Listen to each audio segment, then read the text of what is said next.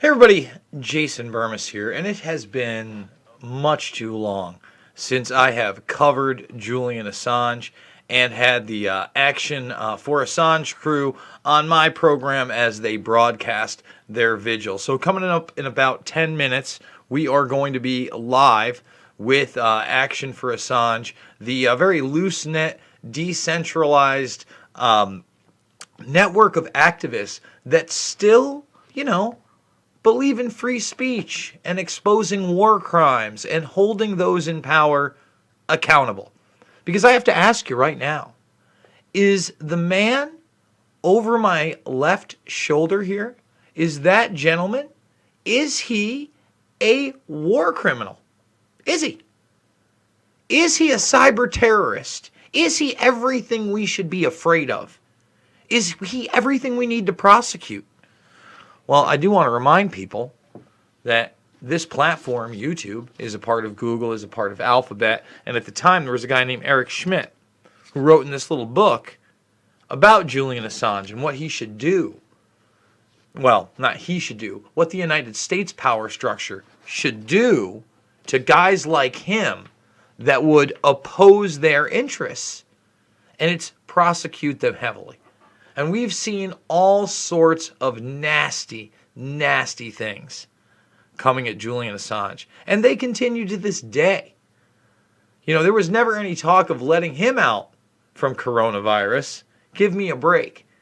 And we're going to go over some of the headlines. I also want to read an entire phone conversation he had several days ago where he called from prison and, it was posted. And it's really interesting because he talks about how these markets and corporations can basically prop each other up with lies during something like this while they're selling absolutely nothing, right? While there isn't any kind of production there. So guys, I do want to remind everybody to thumbs this video up, subscribe, and share. Join the Burmis Brigade, and that I am fully demonetized on this platform. So I am beholden to the GoFundMe. Need you now more than ever, $5, $10, $15. Big donors means the world to me. Again, we're going to hit the road, find that freedom. That's the next thing. It's happening.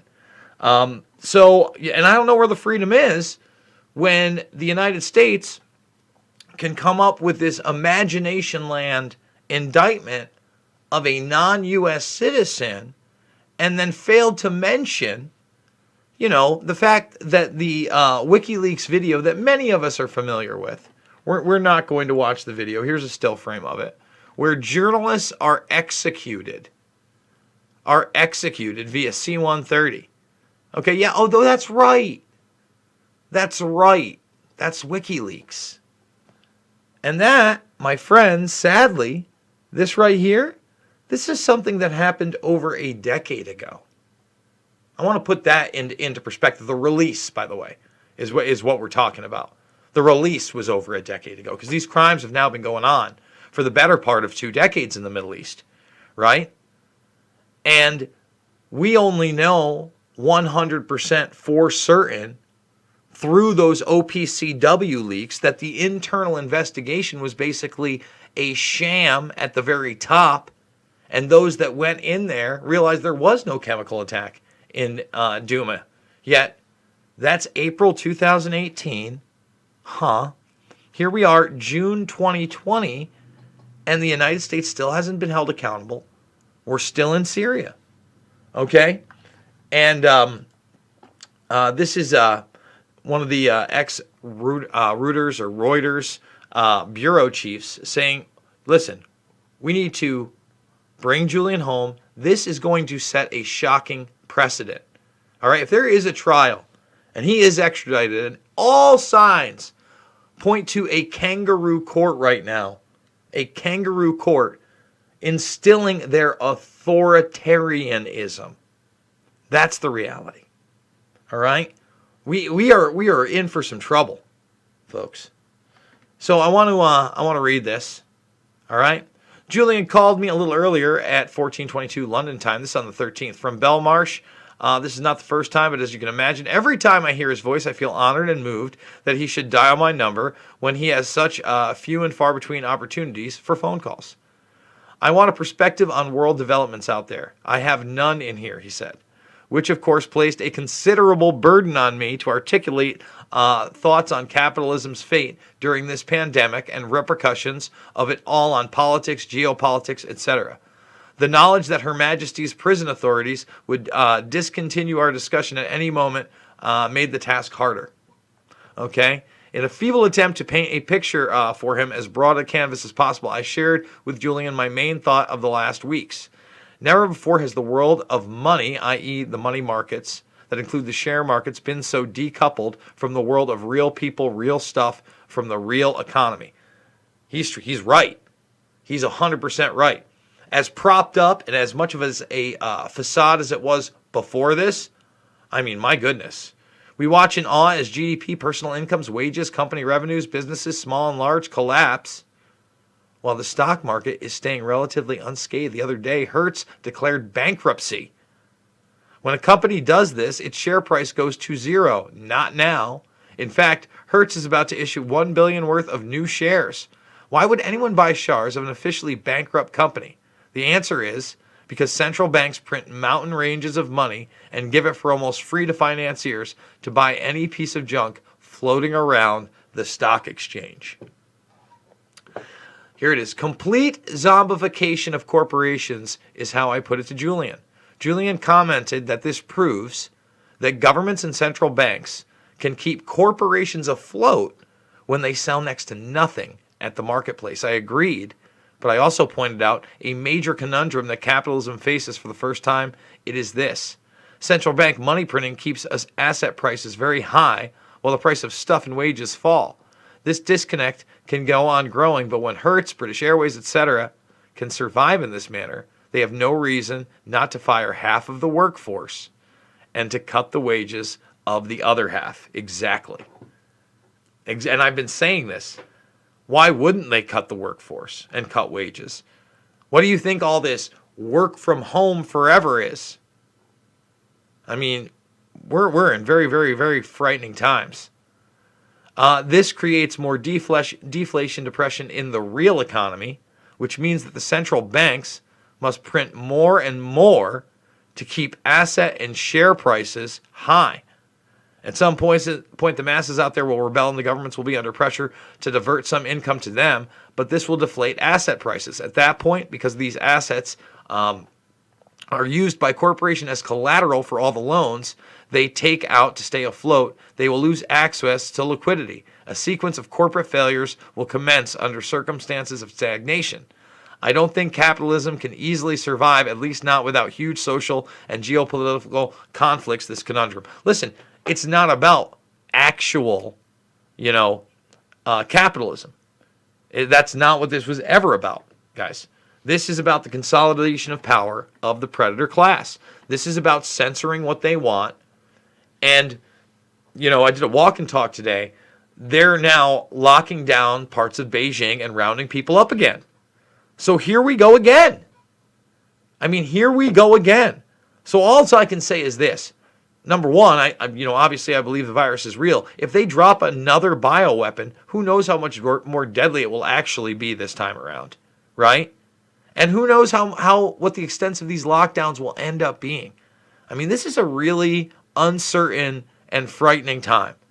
And on top of all that, we're just going to extradite people that expose corruption and war crimes and put them in prison forever, or basically hope that they die before this trial. Unbelievable. But it's not unbelievable because it's what's going on as we speak. So let's see, guys. I think that I'm going to hop in right now with the Assange crew. Let's get them in there live. To the point, but we can't blame each individual officer for what we now see as this systemically poison system, because there's been years of propaganda since like the 70s that shows like cops have existed, that we've waged endless wars, and these people come back home and then find some solace in the fact that they can continue to act in monstrous ways like they had in other countries. So it's an individual level, but to the larger extent, it's the fact that these systems have been created and people have been propagandized to believe that it's okay for an officer to respond this way, to the point that we subsidize the making of TV. We as the government subsidize the making of TV shows like Cops and like Law and Order and those things that literally they get paid to produce, working in conjunction with cities. But we are joined by our good friend Jason Burmis. How are you doing today, buddy? I am doing well, my friend. How are you doing? Oh, doing wonderful. Thank you for hopping in. We were just wrapping up talking about this statement that Julian had put out about Black Lives Matter a while ago. And the gist of it, and I'd like to see if you wanted to weigh in, is that it's not a personal decision issue or a cop said versus the friends of the victim said. This is the raw presented video of what happened. Make your decision. And that's why people are responding largely the way they are, because it is, hey, view this, and then what do you think about it? Well, I think that the raw footage is important, but I also think, especially in this case, some kind of context is also important. Why? Well, basically because it looks like they knew each other personally, as in they worked together for some time. So for those that are not aware, Derek Chauvin worked at a club as the police officer on duty for 17 plus years, the one that ended up burning down later. And it turns out that at least at some point, George Floyd also worked security there.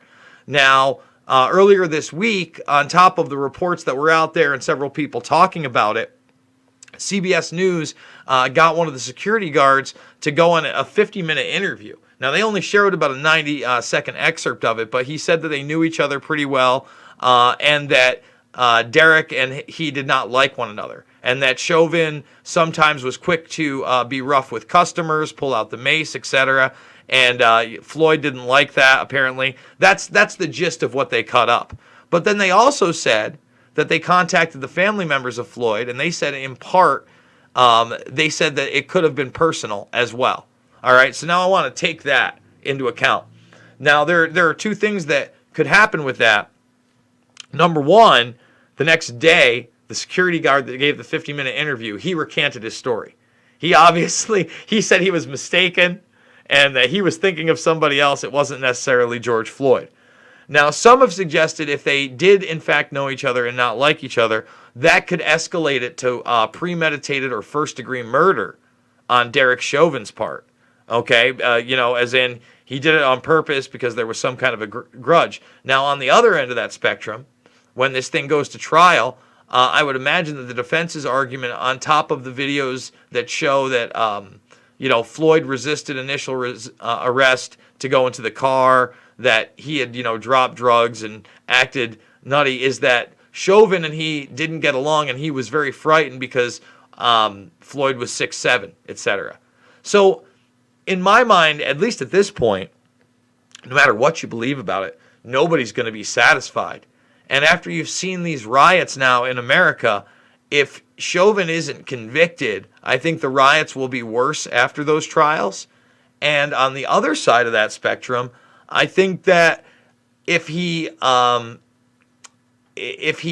does get fully convicted, there'll be a certain amount of people that have his back too, and it's just going to continue this right-left divide. When I think there are actual solutions that we could get to now with all this, I guess, spotlight on they're saying defund the police. I don't think that's a good idea. I think demilitarize the police. Yes.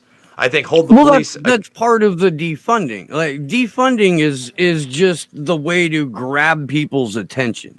Yeah, but that's a lot of people. While defund, it's one of those things where, like, look, I understand it may not resonate as a catchphrase. Demilitarize the police has been a hashtag before. It has been a talking point before. It's been part of people's campaigns. Mm-hmm. What that has gotten us is more militarized police and more money spent militarizing the police. So it's a tactic, and I understand that it doesn't resonate with everyone, but you at least look at it and you're like, the fuck? My problem is, look, right now, for instance, so let's talk about it. In New York, Cuomo's given these press conferences, right? and he's signing executive orders all over the place. And he's highlighting the militarization of the police. And when he's doing that, of course, it's very hard for me to argue with him. You know, I have to be in agreement. I'm like, well, that sounds good.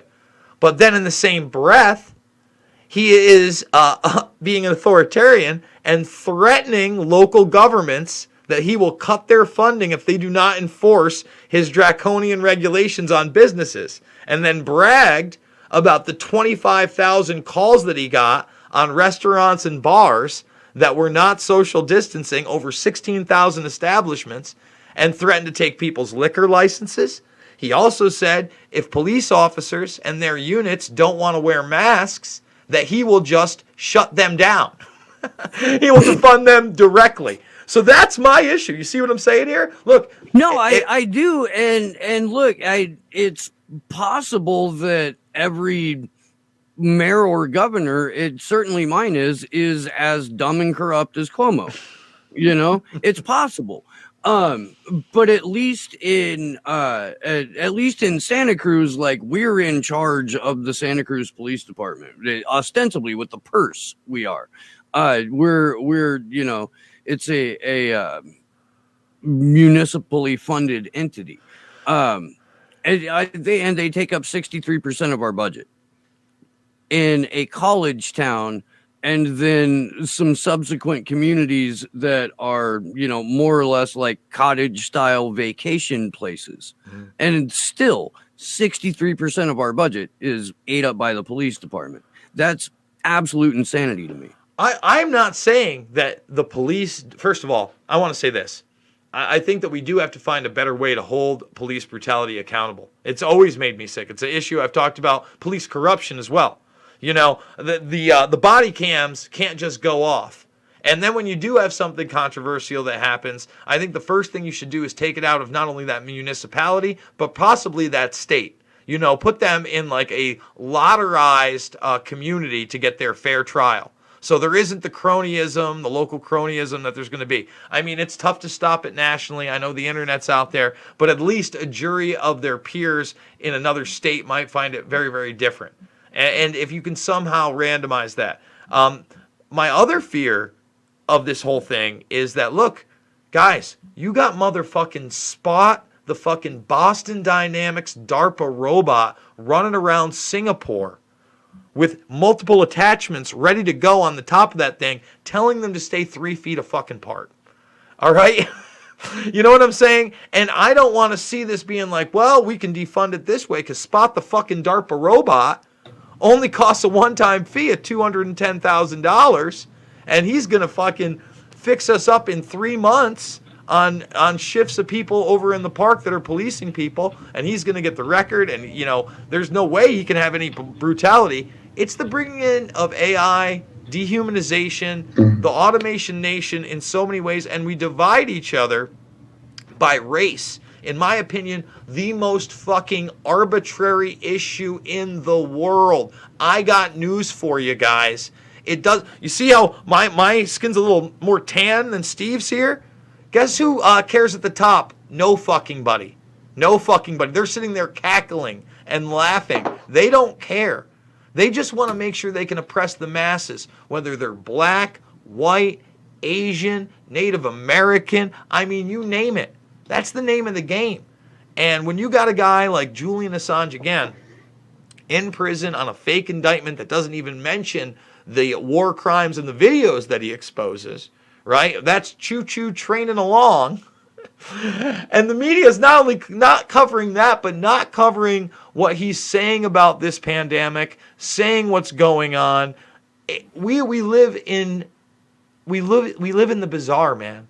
There's this, like, I'm almost ready to go to the Chaz. My brother suggested against it, but I'm really considering it.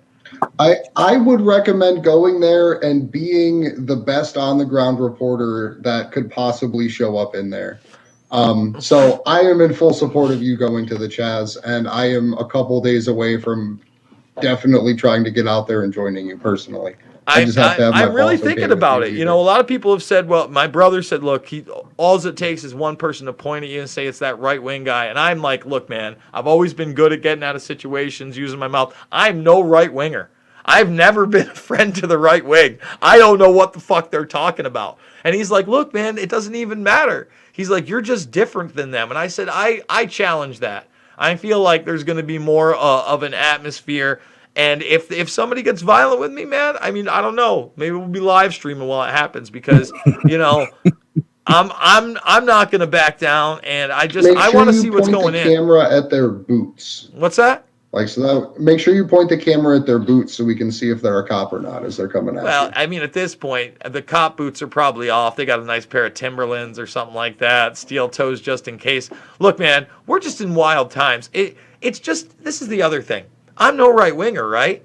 But I know when I see a headline this week that Trump mega rally is perfect storm for coronavirus spread. After the last 3 weeks of literally arm-to-arm protests in multiple cities all throughout the country and not a word, I wonder what planet I'm living on. The word was beating racism is more important than the coronavirus. The dictate was we need to solve racism, and we're just going to put the coronavirus on pause for a little bit, and then when it comes back around, we're still going to blame the people who went and stormed the Michigan State Capitol with guns, and we'll find a way to blame Donald Trump. And I'm not any kind of a right winger. You know me, man. Like I'm way down in that like political compass thing. I'm way down in the lower left hand corner. It's like me and Emma Goldman and an AR-15, and like that's it. It's the whole fucking box, you know? Well, you know what, guys? I'll say this right before you came on. I'm not sure you've seen this because this is a parent conversation that Julian had a few days ago. But if you read it, and it basically goes into what's going to happen here. And we haven't really seen the economic repercussions in this. I think this whole defund the police. Listen, the police were already getting cut. Cuomo was already talking about it. They were already getting cut. Healthcare is already getting cut. Education's already getting cut. They propped up, this is a must read, where it talks about propping up an economy with markets that prop up corporations that really aren't selling anything. And then, arbitrarily, all the other money is just printed out of nowhere to just give to everybody. For instance, Hertz went bankrupt this week, and then they put $1 billion valuation of new shares on the market. How is that possible? And he says, they're going to basically do this. They're going to fire half the people and then cut the wages on the next people. This is, to me, the birth of the idea of a UBI. You just got a bunch of people really accustomed to being on the dole and making more money than when they worked, those people, right? Then you had all these people that worked so hard forever and their small business got eviscerated, or, their teaching job is going to get taken from them. Their pension is now in question. Whatever they invested in their 401k, who knows? It's been up, down, up, down, up, down, but at the end, it doesn't look good for them. They'd have to take whatever is offered. And you stack that on top of mail-in voting across the country. I mean, 2020 is fucking wild. So there's a reason that I tell people all the time that we live in a fucking cartoon. And every day, there seems to be more and more reason to back up that assertion.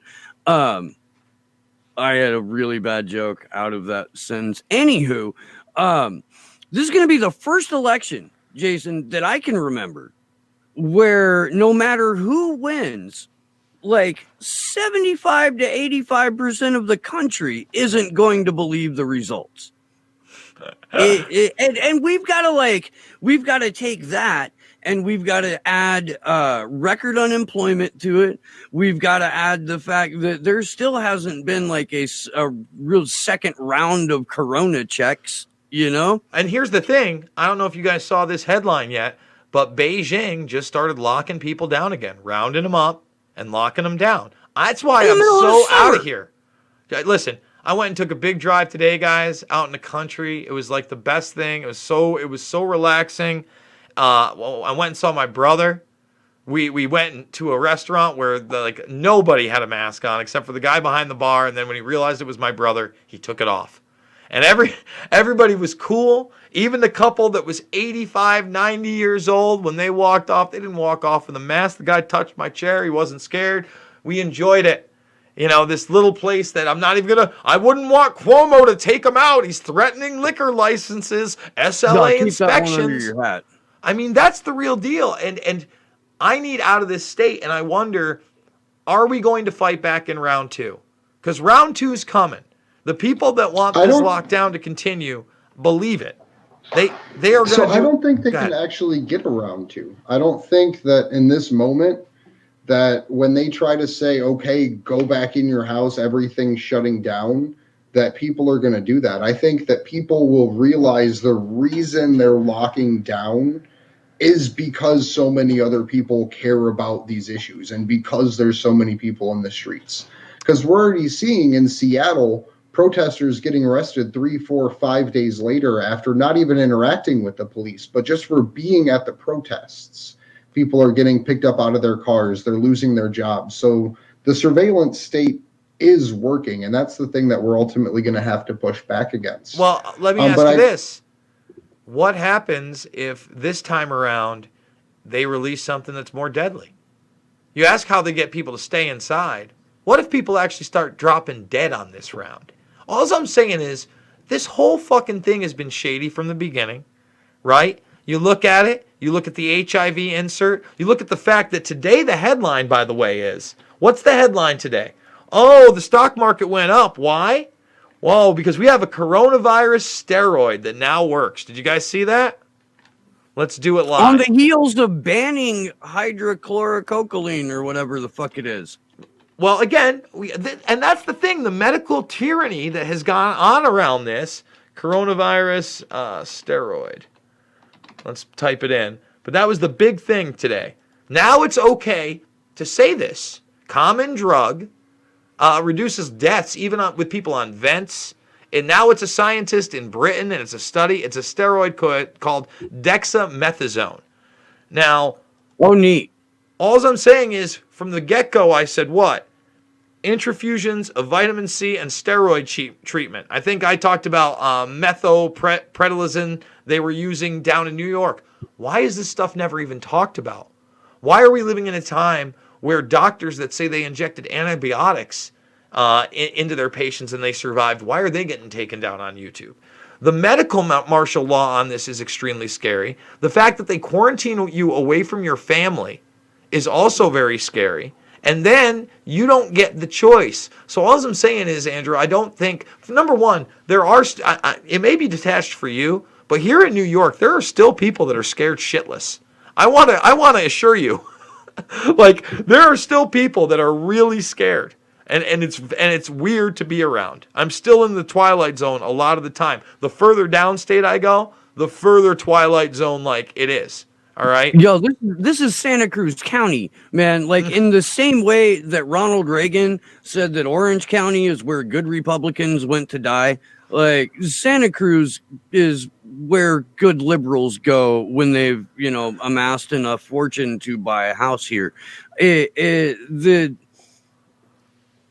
It's nuts, man. Like, they're organizing marches, and the first 5 things on the flyer for marches are about you have to have a mask, you have to respect social distancing, blah, blah, blah. Like this, it's all COVID related. There are people who are still, screaming murderer at people who don't wear masks in public. Not in a store or in a restaurant, just in public. Again, I have a governor that is threatening businesses with the way they have opened up. And let me tell you something. It's going to be selectively enforced. It has to be. And I just want to say this. Props to my chief of police that hasn't worn a fucking mask one time and still isn't wearing one. Thank you, man. We need more of you to stand up. Because where are our elected officials? That's the thing. This is a constitutional republic. This isn't mob rule. And our local governments have to be the strongest ones. And that's what decentralization is. And the problem is we allowed centralization in this country post-World War II to continue on and on and on and on to the point we are now in a situation where a very few handful of corporations working with the government and oligarchs, the predator class, dictate reality. And every time there's a pushback, it seems like they got a plan for it. And don't get me wrong, there's some factions in there that disagree a little bit. But even a guy like Peter Thiel, right, who supposedly had Trump's back, well, he doesn't have his back no more. All of a sudden, Peter Thiel got everything he wanted, Jason. He got healthcare contracts in 3 of the 5 Five Eyes countries. He got massive expansion of his surveillance gear in 3 of the 5 Five Eyes countries. He didn't need Donald Trump anymore.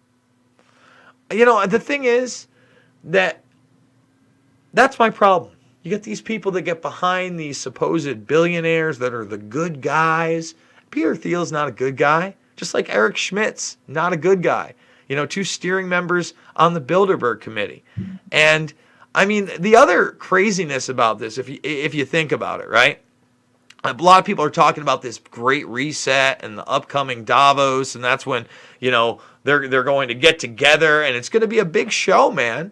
Because even the elites on some level have, you know, tried to instill fear in whatever communities by not meeting, right? There's going to be no Bohemian Grove this year. Bilderberg is postponed, but that probably means, you know, it's done like Coachella style. We'll see you next year. Arrivederci. You know? It's a very, I'll say this. Dana White, I did a video on Dana White last week, right? It was a post-fight press conference. Dana White, don't get me wrong, notorious liar, smart businessman, but he said something so damn true. He goes, look, these are uncertain times. He goes, I hate to be Mr. Negative, but I don't think we've seen the worst of this thing yet. He goes, think about it right now.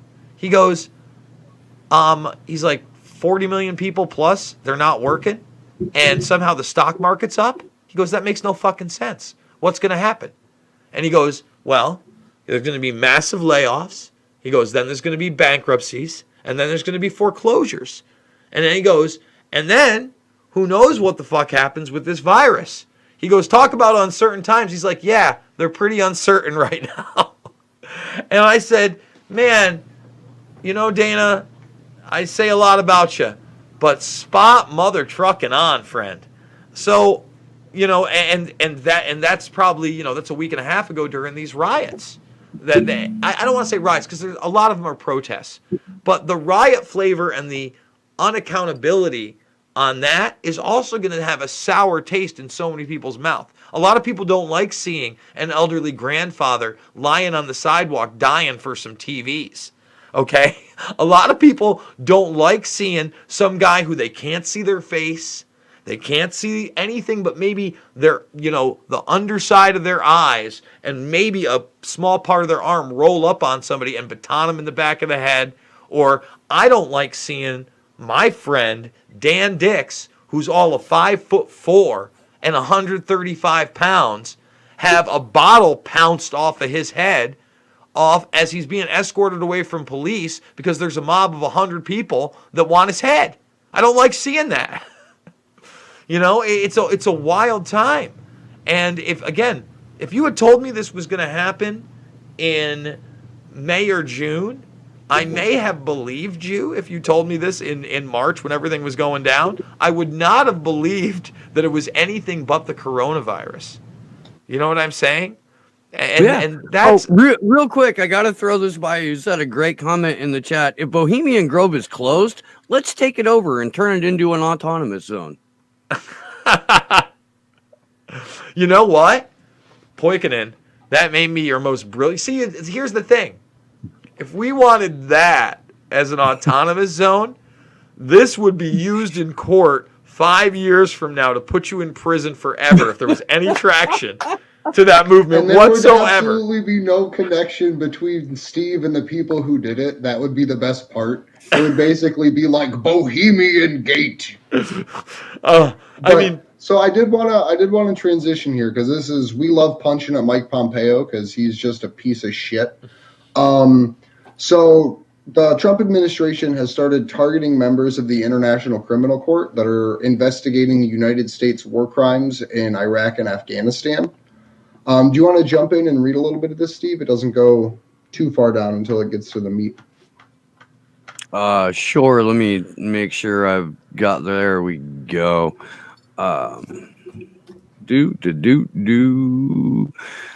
The Trump administration has launched an economic and legal offensive on the International Criminal Court in response to the court's decision to open an investigation into war crimes in Afghanistan carried out by all sides, including the U.S. The U.S. will not just sanction ICC officials involved in the investigation of alleged war crimes by the U.S. and its allies. It will also impose visa restrictions on the families of those officials. Additionally, the administration declared on Thursday that it was launching a counter investigation into the ICC for alleged corruption. Mike Pompeo and Robert O'Brien, Defense Secretary, and Mark Esper, the Attorney General. Oh, I'm reading that all fucking wrong. Anywho, Pompeo, Robert O'Brien, Mark Esper, and Billy Barr gave a presentation on the decision at the State Department, but then left without taking any questions. I'm gonna like. I wonder if they had like a PowerPoint presentation when they were doing this. Like if they put like the dudes killing people in the collateral murder video, and they were like, "Nah, that's not us." Like I never saw that before in my life. This is this is just wild, dude. Barr said Thursday's measures were an important first step in holding the ICC accountable for exceeding its mandate and violating the sovereignty of the United States. Jason, I got to get your take on that sentence. Here's the thing. All bets are off, my friend. So again, we're in bizarro world, right? So on one level, the ICC panel, a function of the United Nations, is exposing real corruption and war crimes once again against the United States. They're also, again, the United Nations, the ones that put on the hearings for the OPCW, where our administration sat up there straight-faced and said that it was Russian propaganda. Now, remember, our administration already has said that Russia isn't colluding with us. I mean, that's already the bizarro world. Now, they see a target, number one, right now, because the World Health Organization has completely discredited themselves. And Trump actually did the right thing in withdrawing us from the World Health Organization.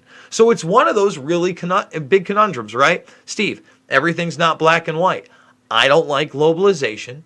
I don't like the vehicle of that globalization, aka the UN and its body. However, every once in a while, the UN does put out a ton of truth. All right, they do. Let's be honest. Yeah, I got one more sentence for you here. Let's hear it. Billy Barr continues. The U.S. government has reason to doubt the honesty of the ICC. The Department of Justice has received substantial credible information that raises serious concerns about a long history of financial corruption and malfeasance at the highest levels of the Office of Prosecutor. That I can't think of a more cartoonish sentence than the U.S. government has reason to doubt the honesty of the ICC. Yeah. They're all criminals. That's the problem. Listen, here's the deal, and this is what I want to explain to people. I just harped on localized government and how tragic it would be to have Cuomo just defund certain departments, whether they be police or local governments. When you have these bodies that basically just appoint people that are what?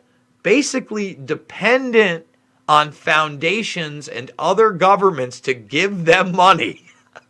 They are the most corrupt organizations you could possibly imagine. They are literally in the pocket of the oligarchs and predator class. Now, a lot of good people get involved in these things. Why? The propaganda is awesome. It is awesome. When you're growing up, you're finding the United Nations is going to stop war. They're going to bring world peace, motherfucker. That's what they're there for. I want to be in the UN. I'm model UN. That's me. Little Timmy Johnson, South Dakota. Let's do it. All right, so now you're in there, and you're at all these weirdest South things. Dakota accent I've ever heard in my entire life. It was terrible, I know. Anyway. I always appreciate when you join us, Jason. I just want to throw that out. I'm trying to have fun, right, guys? So you got that. You come up. Now you're in your early 20s. You're cutting your teeth. Now you're in your 30s. You're not disillusioned yet. Now at the crossroads. Well, am I going to be the hardcore fighting the corruption I know that's in here, or am I going to join the game of greasers that I see everywhere? Or am I going to pick and choose my shots? And that's anywhere. Only these are at the highest echelons of power. And they're, again, to bring in unelected global governance that is really unaccountable. Unaccountable. And here's my thing. We see all these videos, and I saw people going outside of de Blasio's house, and, de Blasio, the mob's outside de Blasio's house.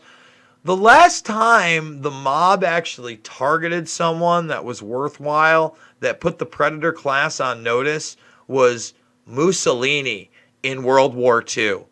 When we get somebody in the public square that's done humanity wrong, Mussolini style, maybe the rest of these oligarchs wake up and say, wait a minute, maybe this whole automation, nation, dehumanization plan's a bad one. But I can't even guarantee that, man. We live in the bizarro world. And Let me throw something at you then, because I had Jared Beck on Slow News Day a couple of weeks back, and he brought up Plato's Republic.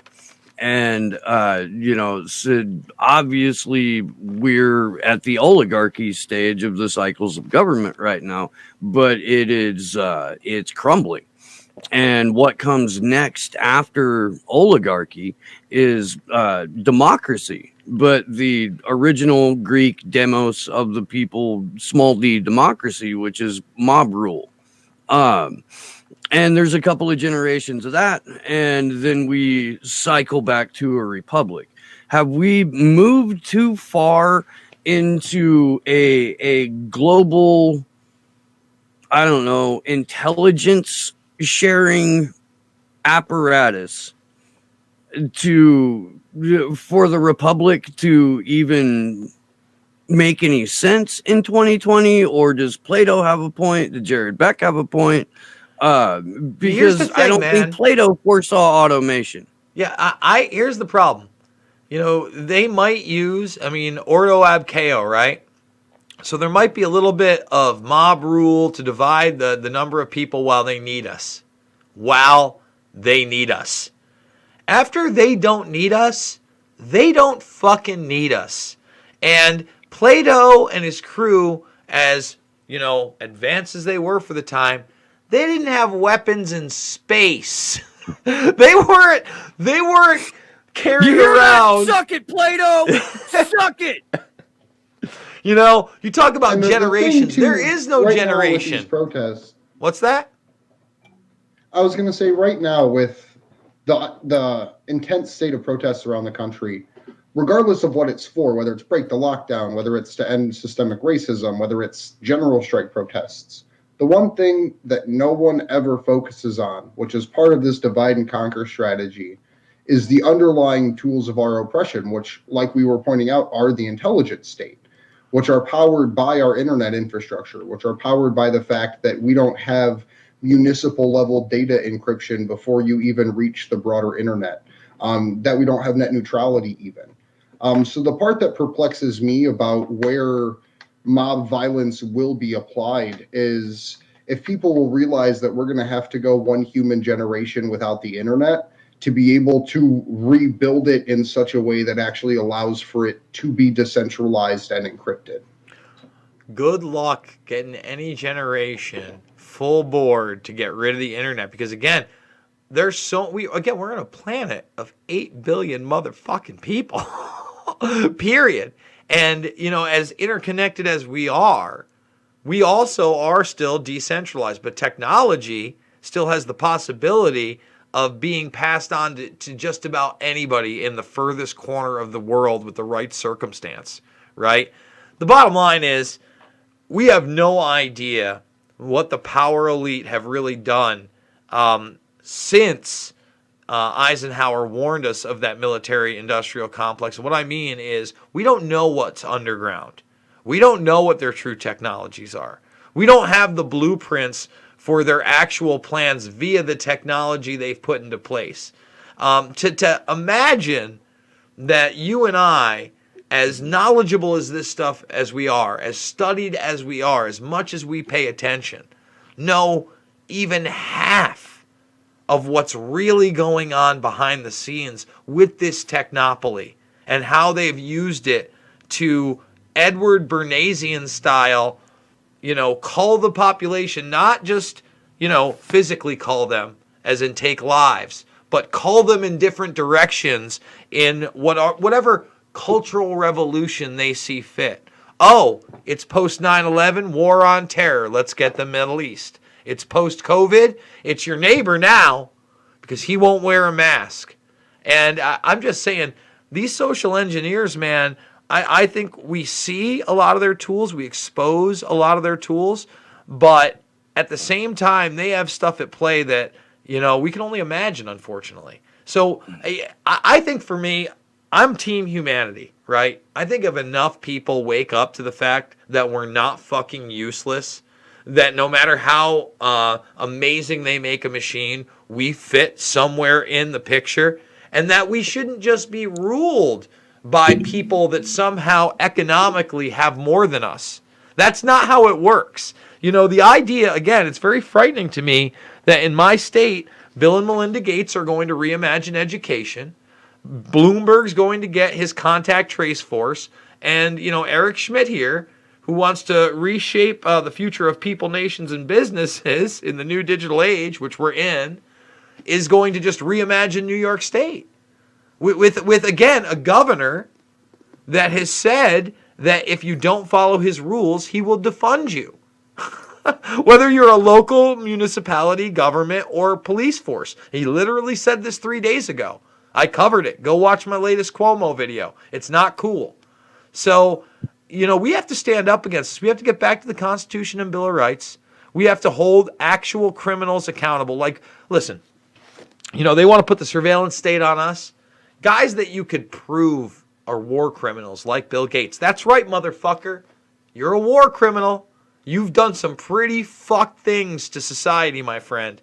And I know that you're Microsoft and you worked with the military industrial complex, and then you went beyond that to with the elites, and you got your little foundation, and you got your little mitts into, weather control. Oh, that's nice. Oh, GMO food. Ooh, even better. Medicine. Yeah, that's it.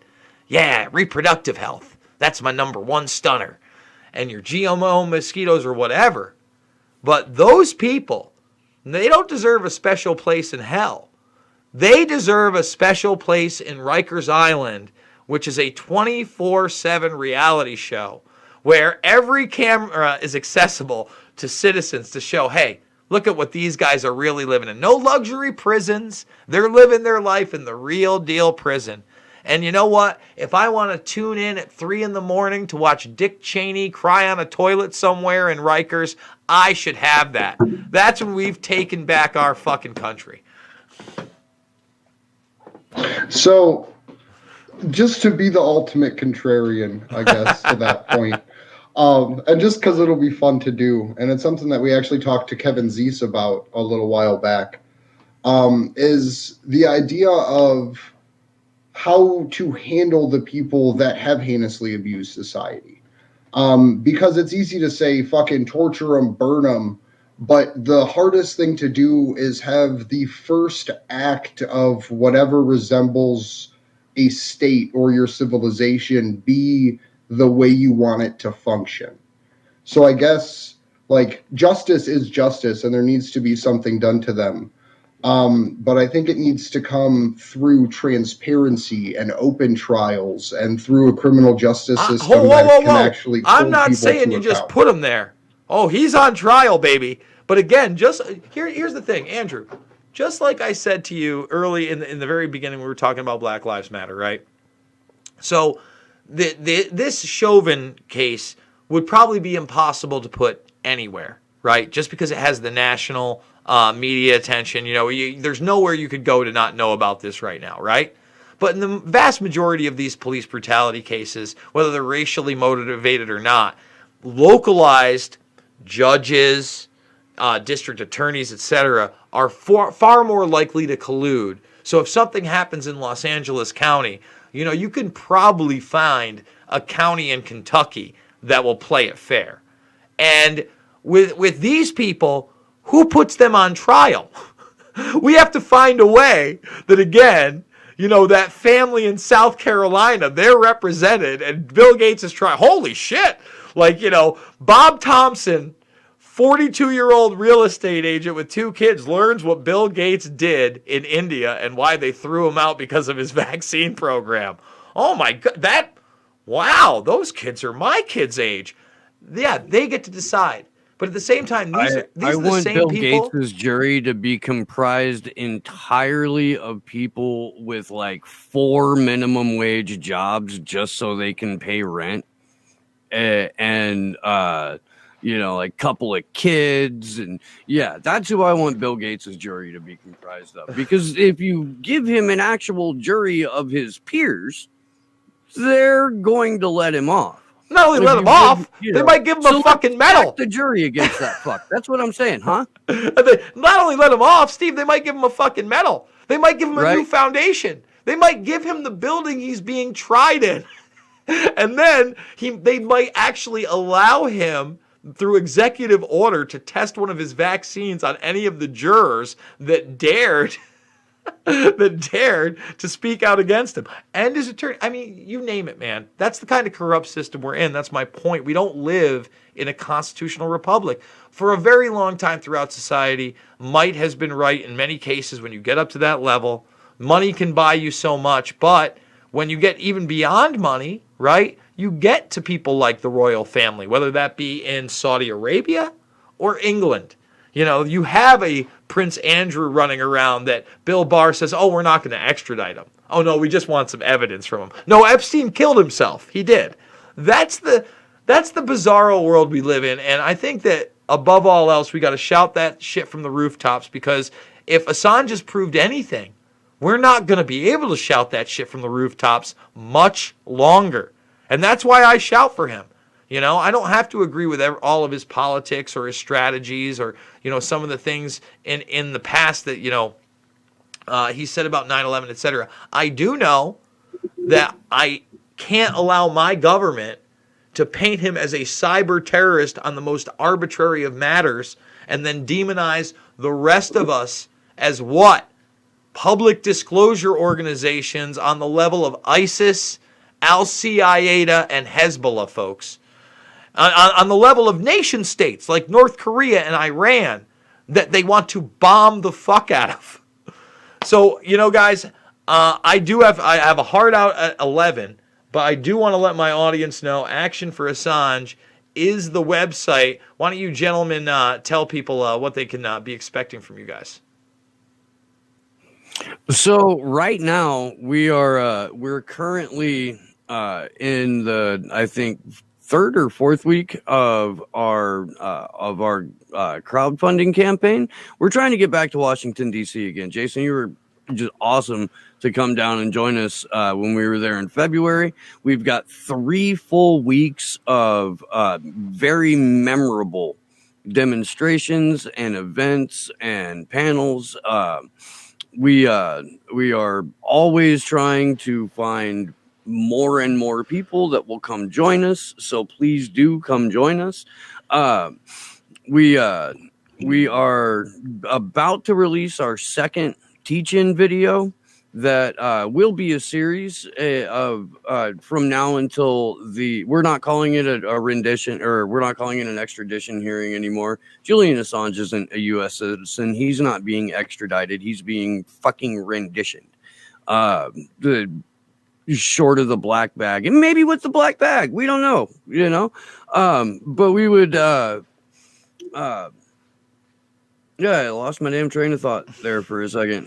We'd like to have you join us in Washington, D.C. I will say this, Julian, guys. The world is a very uncertain place right now, obviously.